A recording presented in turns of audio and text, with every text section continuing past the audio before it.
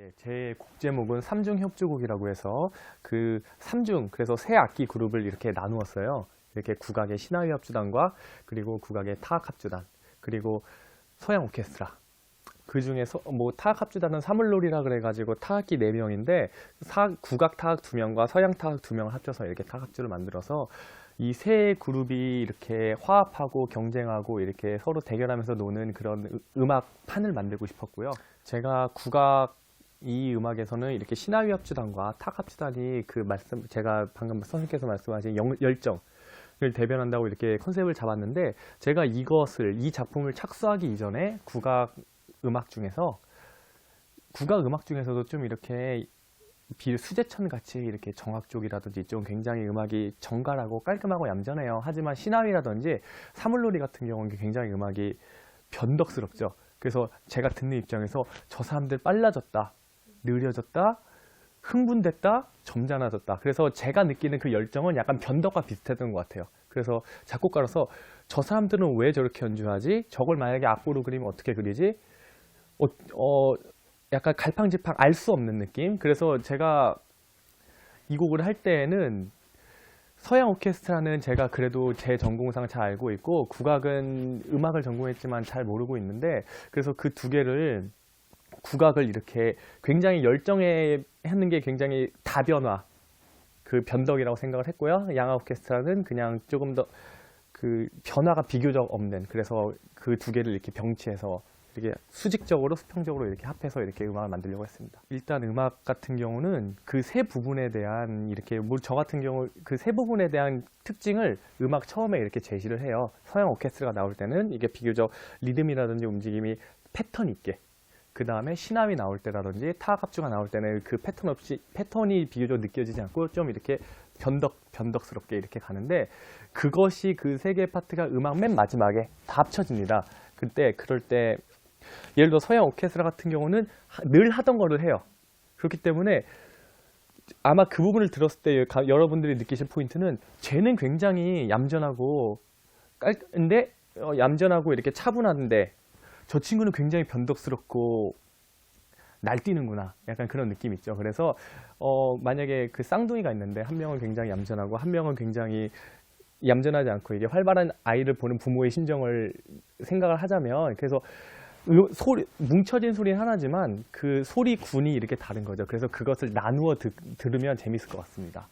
일단 제가 국악 연주자들에게 신화위 합주단에게 당연히 신화위 연주를 부탁을 하는데, 전통 신화위 같은 경우는 악보가 없어요. 그래서 저 같은 작곡가가 음악을 작곡할 때 악보라는 게 가장 1순위로 보는 그 참고 자료인데 악보가 없기 때문에, 그리고 제가 국악 악기를 다루면서 신화위를 연주한 적이 없기 때문에 국악 연주자들이 어떻게 신화위를 만드는지에 대한 감각이 저는 일단 감각적으로는 없고 이론적으로 습득하려도 쉽지가 않은 거였죠. 그래서 연주자들에게 신화위를 이렇게 부탁을 하면서 여러 신화위들을 들어봤어요.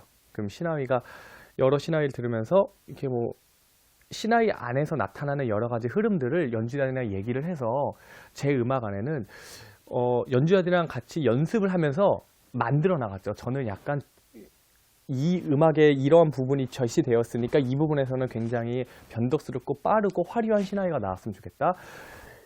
여기서는 음악이 얌전하니까 여기서 아주 얌전한 신화위가 나왔으면 좋겠다. 저는 굉장히 대략적으로 이렇게 연주자들에게 음악적 상황을 이렇게 문맥을 제시하고 거기서 이렇게 나오면 좋겠다는 상황을 연주자들에게 제시를 했고, 연주자들은 연습을 할 때 제 앞에서 그 부분을 연주를 했어요. 그래서 뭐 약간 안 맞는 것들은 조절을 했지만 저는 판을 짜놨고 연주자들에게 그 판에 어울리는 모습을 바랬고, 연주자들은 그걸 만들어 나가서 그래서 제 음악을 이렇게 흘러나갑니다. 그래서 재밌었어요. 하나는 재밌었고, 왜냐하면 제가 만약에 이번에는 이 연주자들과 했지만 만약에 다음에 다른 연주자들과 하거나 이러면 달라질 수 있다는 게 이 음악의 매력이 될 수 있을 것 같아요.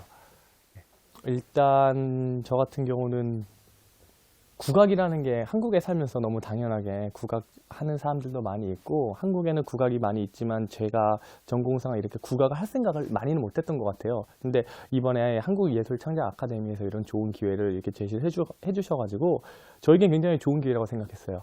하나는 두려움이었고 하나는 기대였는데, 두려움이라는 것은 제가 국악 작품을 많이 착수를 안 했었기 때문에 그냥 살면서 이번에 곡이 별로면 어떡하지? 그런 두려움이 있었고, 기대감이라는 거는 그래도 안 했던 거니까 결과물이 매우 다르지 않을까. 그리고 혹은 저에게 있어서 새로운 건 경험과 지식을 전수를 해주고 저에게 작곡 공부에 훨씬 도움이 되지 않을까라는 기대감으로 이렇게 나왔는데, 아카데미에서 이렇게 지난 거의 반년 동안 이렇게 렉처라든지 멘토링을 제시를 해주셨고, 그 후에는 이렇게 연주할 수 있게 녹음 지원, 이렇게 연주 지원까지 해 나갔는데, 그래서 덕분에 정말 이론적으로 그리고 실질적으로 많이 배운 것 같아요. 아마 최종 공연이 끝나면 저희가 어떤 그 배우는 것이 끝나겠지만, 소감은 참 기대가 됩니다. 기대가 된다는 게 아까 인터뷰에서 말씀했듯이 어떤 작품이 나올지, 그거에 대한 결과가 아직 저에게 있어서 확신적으로 다가오지 않기 때문에 기대가 좀 되는 게 있는 것 같아요. 예. 사실은 저도 이렇게 이 프로그램을 지원하는 데 있어서 사실 이 프로그램은 제 지인이 이런 거 있는데 생각 있냐라고 했어요. 그래서 계속 봤는데 굉장히 좋구나. 저에게 굉장히 저는 보고 하면 매우 좋을 것 같다는 생각에 지원을 했는데, 사실 그거는 운이었던 것 같아요. 왜냐하면 제 지인이 바빠서 혹은 제가 미워서 저에게 얘기 안 했으면 저는 이 자리에 없을 수도 있는 거죠. 그래서 사실은 제가 이렇게 인터뷰를 하고 이렇게 공연을 하는 기회 자체가 사실은 충분히 정식 공고문을 통해서 이렇게 대한민국 국민들에게 열려 있었던 기회였는데 저는 모르고 있었죠. 근데 그래서 사실은 그 이전에는 뭐를 쓸까 아니면 뭘 쓰지 말아야 되나 이런 생각을 하고 있었는데, 기회라는 건 생각보다 널려 있는 것 같아요. 요즘에는 이렇게 시대도 이렇게 인터넷을 통해서도 많이 공부할 수 있고, 주위 사람들을 이렇게 수소문해서도 많이 공부할 수도 있고, 이렇게 정식적으로 기회도 많이 나와 있기 때문에 내가 하고 싶은 것이 무엇인지 그것을 관심 있게 본인 탐구를 하고, 그것을 내가 하고 싶은 거를 찾아서 어떻게 하면 좋을지에 대한 젊은 사람들 같은 경우는 내가 작품을 쓰고 싶은데 어떻게 쓰고 어떻게 공연을 하고에 대한 고민이 많이 있을 텐데, 조금 찾아보고 관심을 기울이다 보면 생각보다 기회가 많이 있을 것 같다.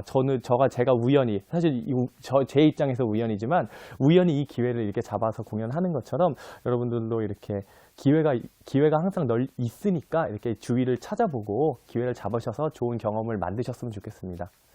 네.